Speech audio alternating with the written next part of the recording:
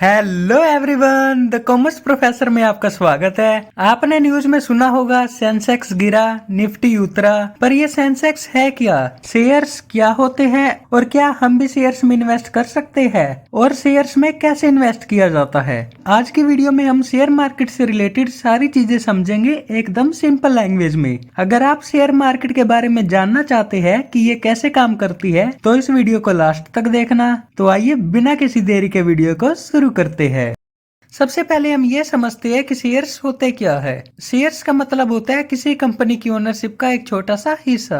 जब कोई कंपनी अपने बिजनेस में लोगों को इन्वेस्ट करने का मौका देती है तो वो अपने बिजनेस के छोटे छोटे टुकड़े यानी शेयर्स पब्लिक को ऑफर करती है। फॉर एग्जाम्पल, मान लीजिए एक कंपनी का टोटल वैल्यू है 10 लाख और उसने 10,000 शेयर इशू किए हैं, तो अगर आपने उसके 100 शेयर्स खरीदे तो आप उस कंपनी के 1% के ओनर बन गए। यानी जितने ज्यादा शेयर्स उतनी ज्यादा ओनरशिप। आप शेयर मार्केट में इन्वेस्ट करके सिर्फ पैसा ही नहीं कमाते, आप उस कंपनी के मालिक भी बनते हो, छोटी स्केल पे सही। तो हम कह सकते हैं कि शेयर्स क्या होते हैं, कंपनी का एक छोटा सा हिस्सा होता है जो कंपनी पब्लिक को ऑफर करती है। अब हमें ये पता लग गया कि शेयर्स लेने से हम कंपनी के मालिक बन जाते हैं, पर सवाल ये उठता है कि इस ओनरशिप का फायदा क्या है। तो शेयर्स खरीदने के बहुत सारे फायदे हैं, जैसे कि प्रॉफिट शेयरिंग यानी कि डिविडेंड मिलता है। अगर कंपनी प्रॉफिट कमाती है तो वो अपने शेयर होल्डर्स को उस प्रॉफिट का कुछ हिस्सा देती है, जिसे हम डिविडेंड कहते हैं। शेयर होल्डर्स यानी वो पब्लिक जिन्होंने कंपनी के शेयर्स परचेज किए थे।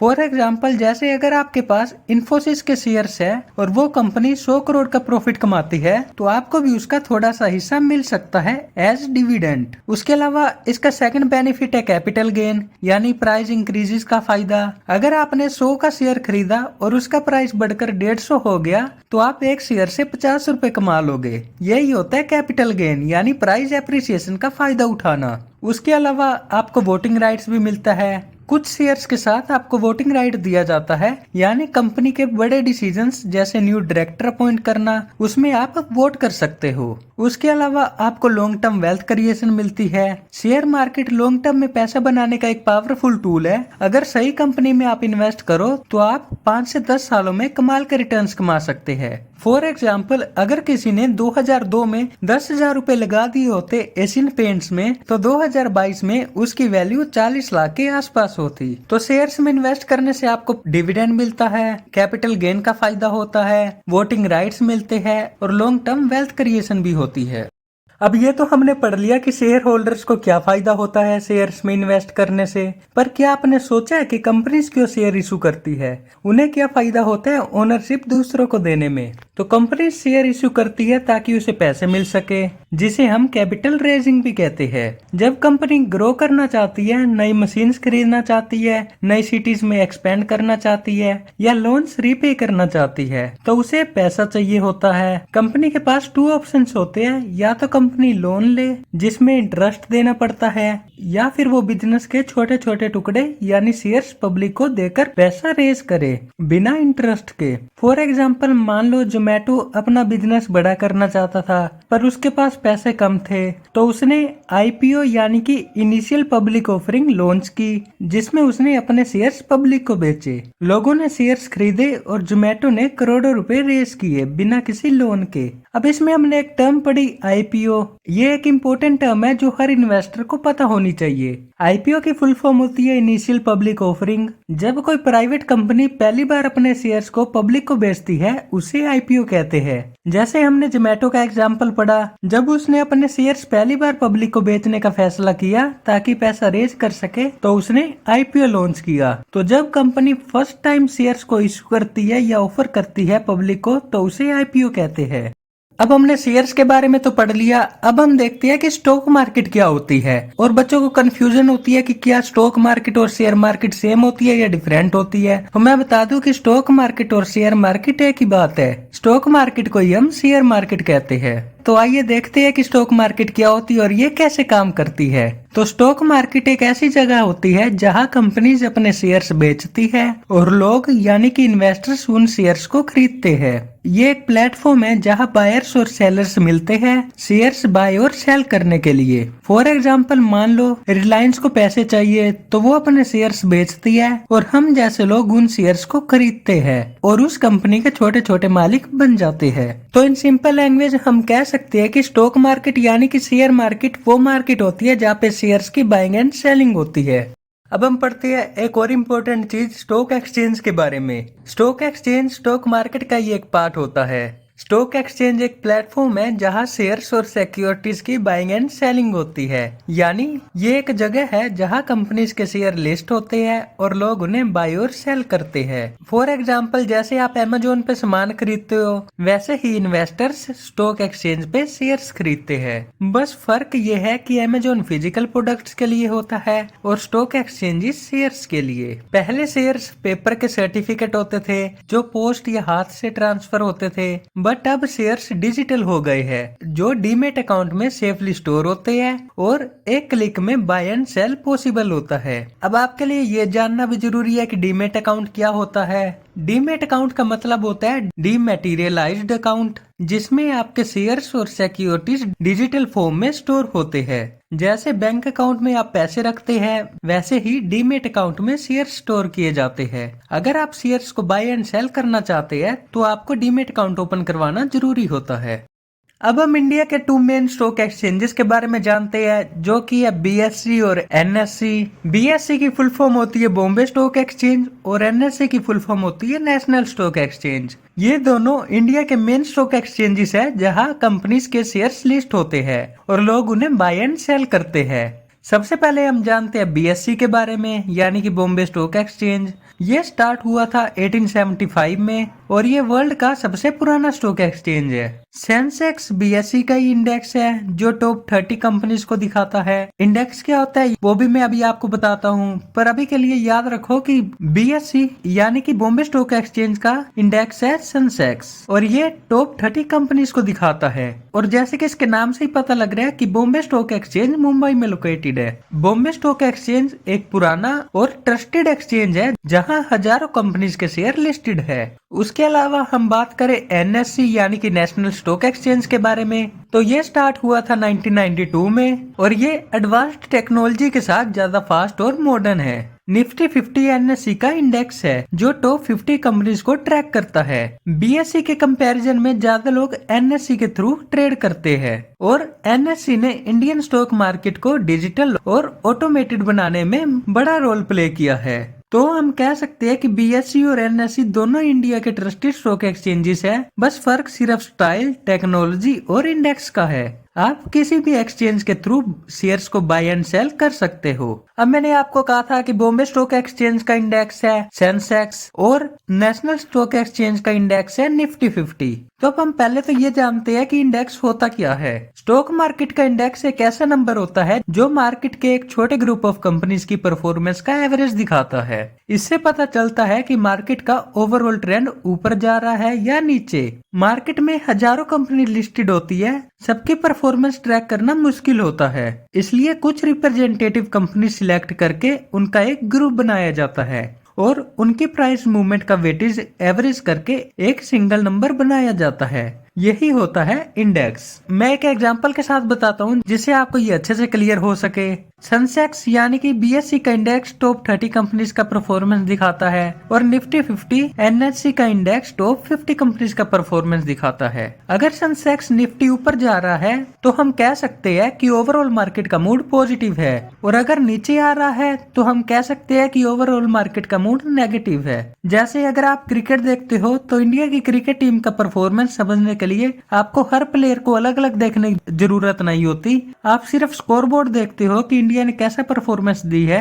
वैसे ही इंडेक्स भी स्टॉक मार्केट का एक स्कोरबोर्ड है जो आपको स्टॉक मार्केट की ओवरऑल परफॉर्मेंस दिखाता है। अब हम पढ़ते हैं कि कंपनीज अपने शेयर्स कैसे लिस्ट करती है। इसे हम आईपीओ प्रोसेस के नाम से भी जानते हैं कि कंपनी आईपीओ को कैसे लॉन्च करती है। तो सबसे पहला स्टेप होता है डिसीजन लेना। सबसे पहले कंपनी डिसाइड करती है कि हमें पब्लिक से पैसा उठाना है। इसका रीजन हो सकता है बिजनेस एक्सपेंड करना, लोन चुकाना या नई टेक्नोलॉजी लाना। इस डिसीजन को बोर्ड ऑफ डायरेक्टर्स की मीटिंग में अप्रूवल मिलती है। उसके बाद सेकंड स्टेप है एक्सपर्ट्स हायर करना। कंपनी मर्चेंट बैंकर्स हायर करती है। ये लीड मैनेजर्स होते हैं जो एक्सपर्ट्स होते हैं आईपीओ प्लान करने में और मार्केट में लॉन्च करने में। साथ में ही कंपनी ऑडिटर्स को हायर करती है जो अकाउंट्स चेक करते हैं, और लॉयर्स को भी हायर किया जाता है जो लीगल डॉक्यूमेंट्स बनाते हैं, और कभी कभी अंडर राइटर्स को भी हायर किया जाता है। ये गारंटी देते हैं कि अगर पब्लिक ने शेयर्स ना खरीदे तो वो खुद खरीदेंगे ताकि पैसा कंपनी को मिल जाए। उसके बाद नेक्स्ट स्टेप आता है DRHP बना के सेबी को भेजना। DRHP की फुल फॉर्म होती है ड्राफ्ट रेड हेरिंग प्रोस्पेक्टस। ये एक डॉक्यूमेंट होता है जिसमें कंपनी का business, risk factors, past performance और पैसे का यूज लिखा होता है। ये डॉक्यूमेंट सेबी को भेजा जाता है। सेबी तो आपको पता ही होगा, security exchange board of India. ये स्टॉक मार्केट का रेगुलेटर होता है जो देखता है कि सब सही से हो रहा है या नहीं। सेबी चेक करके कुछ क्वेश्चंस पूछता है, कंपनी उनका आंसर देती है, और जब सेबी हैप्पी हो जाता है तो फाइनल अप्रूवल मिलती है। उसके बाद स्टेप 4 आता है प्राइस डिसाइड करना और मार्केटिंग करना।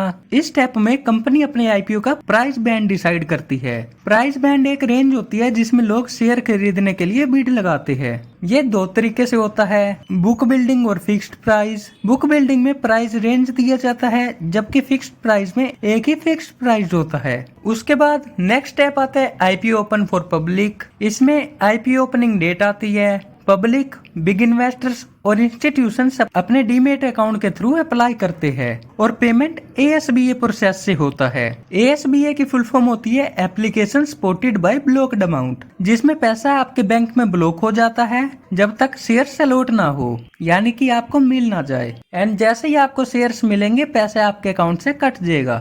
उसके बाद सिक्स्थ स्टेप है allotment and refund. IPO close होने के बाद कंपनीज और बैंकर्स डिसाइड करते हैं कि किस इन्वेस्टर को कितने शेयर्स मिलेंगे। अगर आईपीओ ओवर सब्सक्राइब यानी कि डिमांड ज्यादा हो तो लॉटरी सिस्टम लगता है, और जिनको शेयर्स नहीं मिलते उनका पैसा अनब्लॉक्ड या रिफंड हो जाता है। एंड फिर आते last step listing and trading start. Shares investors के डीमेट अकाउंट्स में आ जाते हैं। उसके बाद लिस्टिंग डे पर शेयर स्टॉक एक्सचेंज जैसे कि बॉम्बे स्टॉक एक्सचेंज और नेशनल स्टॉक एक्सचेंज में ट्रेड होना शुरू होते हैं। इस दिन प्राइस ऊपर या नीचे जा सकता है depending on demand and supply. ये भी हम अभी पढ़ेंगे कि कैसे डिमांड एंड सप्लाई काम करता है और कैसे प्राइस चेंज होता रहता है। पर लिस्टिंग के बाद कंपनी को हर क्वार्टर में अपने फाइनेंशियल रिजल्ट्स, अपडेट्स और डिस्क्लोजर्स देने होते हैं। तो सिंपल लैंग्वेज में कहूँ तो सबसे पहले कंपनी डिसाइड करती है कि पैसा हमने पब्लिक से लेना है। उसके बाद वो एक्सपर्ट्स हायर करती है, सेबी से अप्रूवल लेती है, प्राइस डिसाइड करती है शेयर्स की और मार्केटिंग करती है, पब्लिक में अप्लाई करती है,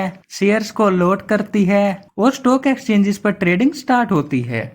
उसके बाद अब हम पढ़ते हैं कि शेयर्स का प्राइस कैसे चेंज होता है और कौन कौन से फैक्टर्स शेयर्स के प्राइस को अफेक्ट करते हैं। शेयर्स का प्राइस डिमांड और सप्लाई के बेसिस पर चेंज होता है। अगर ज्यादा लोग खरीदना चाहते हैं तो डिमांड बढ़ जाती है और प्राइस ऊपर चला जाता है यानी बढ़ जाता है। जैसे बाजार में कोई चीज फेमस हो जाए तो उसका दाम बढ़ जाता है, वैसे ही अगर किसी शेयर की डिमांड बढ़ जाए तो उसका प्राइस भी अप हो जाता है। और अगर ज्यादा लोग शेयर्स बेचना चाहते हैं तो सप्लाई बढ़ जाती है और प्राइस नीचे गिर जाता है। जैसे किसी फ्रूट का सीजन आए तो मार्केट में उसकी सप्लाई ज्यादा हो जाती है तो उस फ्रूट का दाम गिर जाता है।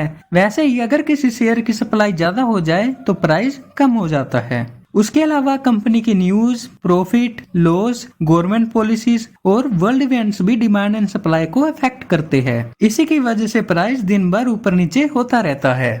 उसके अलावा शेयर मार्केट में आपको 2 टर्म्स सुनने को मिलेगी जो कि है बुल मार्केट और बियर मार्केट। जब शेयर मार्केट ऊपर जा रहा होता है और शेयर्स के प्राइसेस लगातार बढ़ रहे होते हैं तो उसे बुल मार्केट कहते हैं। इसमें इन्वेस्टर्स का मूड पॉजिटिव होता है और सबको लगता है कि फ्यूचर में और प्रॉफिट होगा। फॉर एग्जाम्पल अगर सेंसेक्स 50,000 से 60,000 तक चला जाए कुछ ही महीनों में तो ये बुल मार्केट होती है। जबकि बियर मार्केट होती है जब शेयर मार्केट नीचे गिर रहा होता है और प्राइसेस लगातार गिरते गिरते जा रहे होते हैं। इसमें इन्वेस्टर्स का मूड नेगेटिव होता है और लोग अपने शेयर्स बेचने लगते हैं। फॉर एग्जाम्पल, अगर सेंसेक्स 60,000 से 48,000 पर आ जाए कुछ ही महीनों में तो ये बियर मार्केट कहलाता है। तो इसको याद रखने की ट्रिक बताऊं तो बुल अपने सिंग ऊपर मारता है तो आप ऊपर से याद कर सकते हैं बुल मार्केट, और बियर अपने पंजे नीचे को मारता है तो उसे आप याद कर सकते हैं बियर मार्केट, यानी कि वो मार्केट जिसमें शेयर्स के प्राइस नीचे गिरते हैं। अब हम पढ़ते हैं कुछ मिथ्स और कॉमन मिस्टेक्स के बारे में जो बिगनर्स अक्सर करते हैं। सबसे पहले मिथ्स की बात करें तो सबसे पहला मिथ है कि लोग सोचते हैं स्टॉक मार्केट में जल्दी अमीर बन जाऊंगा, बट रियलिटी ये है कि पैसा लॉन्ग टर्म में बनता है। शेयर मार्केट का कोई शॉर्टकट नहीं होता। उसके अलावा बहुत से लोग सोचते हैं कि सिर्फ एक्सपर्ट लोग इसमें इन्वेस्ट कर सकते हैं, पर ऐसा नहीं है। बेसिक नॉलेज लेकर कोई भी शेयर मार्केट में इन्वेस्टिंग स्टार्ट कर सकता है। उसके अलावा बहुत से लोग सोचते हैं स्टॉक मार्केट हमेशा रिस्की है, पर रियलिटी ये है कि इसमें रिस्क होता है, लेकिन प्लानिंग और डाइवर्सिफिकेशन से रिस्क को कंट्रोल किया जा सकता है। उसके अलावा एक और मिथ है कि सिर्फ शेयर्स में पैसा लगाना चाहिए, जबकि आपको डाइवर्सिफिकेशन करना चाहिए और म्यूचुअल फंड्स, ETFs और इंडेक्स फंड्स भी सेफ और अच्छे ऑप्शंस है बिगिनर्स के लिए। उसके अलावा एक और मिथ है कि मार्केट क्रैश होते ही सब बेच दो, बट ऐसा नहीं है। क्रैश टेम्परेरी होता है और लॉन्ग टर्म में मार्केट रिकवर करता है। तो अगर मार्केट क्रैश होती है तो सब कुछ बेचने की जरूरत नहीं होती। उसके बाद कुछ मिस्टेक्स की बात करें जो बिगिनर्स करते हैं, तो सबसे पहले मिस्टेक करते हैं वो रिसर्च ना करना। वो दूसरे के कहने पर शेयर्स खरीद लेते हैं, बट पहले आपको खुद से रिसर्च करनी चाहिए और फिर ही किसी शेयर में इन्वेस्ट करना चाहिए। उसके अलावा एक स्टॉक में ज्यादा पैसा लगाना भी एक बहुत बड़ी मिस्टेक है। आपको डाइवर्सिफिकेशन करना चाहिए और अलग अलग कंपनी के शेयर्स में इन्वेस्ट करना चाहिए। उसके बाद थर्ड मिस्टेक है शॉर्ट टर्म प्रॉफिट के पीछे भागना। बहुत से इन्वेस्टर्स क्विक मनी का ट्रैप में गिर जाते हैं, बट शॉर्ट टर्म प्रॉफिट के पीछे कभी मत भागना। उसके बाद नेक्स्ट मिस्टेक करते हैं फियर और ग्रीड में डिसीजंस लेना।